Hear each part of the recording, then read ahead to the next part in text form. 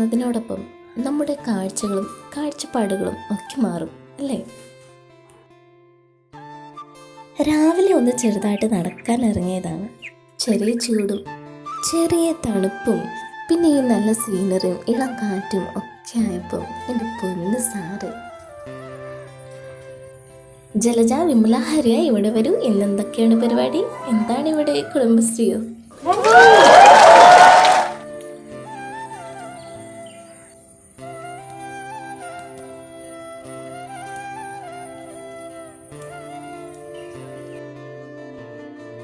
ഈ പ്രകൃതിയിലുള്ള എല്ലാത്തിനും ഭയങ്കര ഭംഗിയാണ്.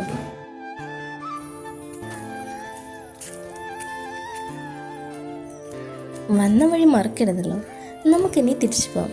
പിന്നെ ഒരു ദിവസം കാണാം.